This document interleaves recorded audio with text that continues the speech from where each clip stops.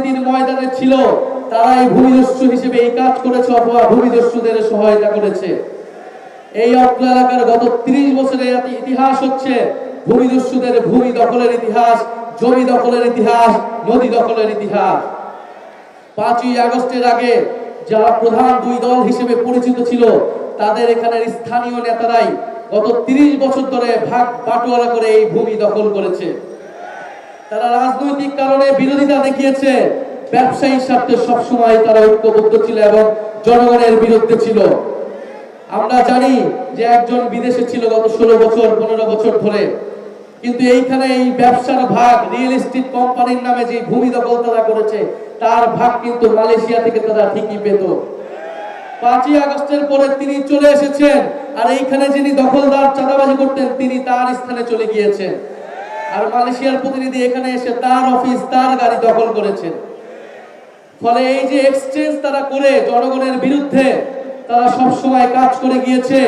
আগামী ১২ই ফেব্রুয়ারি আমাদের সামনে সুযোগ এসেছে এই সকল ভূমিদস্যু, ভূমি দখলদার, চাঁদাবাজ, সন্ত্রাসী, ঋণ খেলাপিদেরকে পরাজিত করবার। আমরা আপনাদের সামনে ওয়াদা দিচ্ছি, কথা দিচ্ছি, এই অঞ্চলের অর্থনৈতিক বৈষম্য আমরা দূর করব ইনশাআল্লাহ। এই অঞ্চলের নাগরিক সুবিধা আমরা নিশ্চিত করব।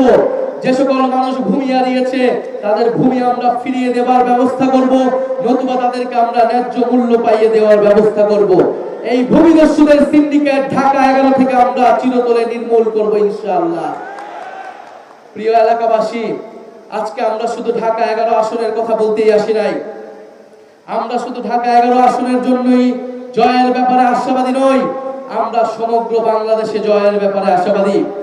১১ দলীয় ঐক্য জোট, সরকার গঠনের ঐক্য জোট, আগামীর বাংলাদেশ নেতৃত্ব দেওয়ার ঐক্য জোট। ফলে ১১ দলীয় ঐক্য জোটের নেতৃত্বে আপনার সারা বাংলাদেশে যে যেখানে যেই মার্কা যেই প্রার্থী আছেন তাদেরকে সহযোগিতা করে তাদেরকে ভোট দিয়ে জিতিয়ে আনবেন, এই আহ্বান আপনাদের প্রতি রইল।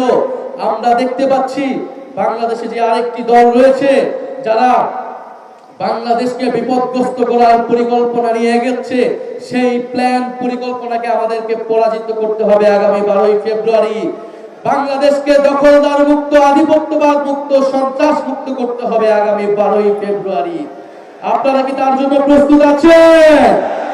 ১২ই ফেব্রুয়ারি ভোট কেন্দ্র পাহারা দেওয়ার জন্য প্রস্তুত আছেন? ইনশাআল্লাহ আমরা তরুণ যুব সমাজ সবাই প্রস্তুত আছি। আপনাদের প্রতি আরো আহ্বান জানাই, ১২ই ফেব্রুয়ারি যদি ব্যর্থ হয় ৫ই আগস্ট ব্যর্থ হয়ে যাবে।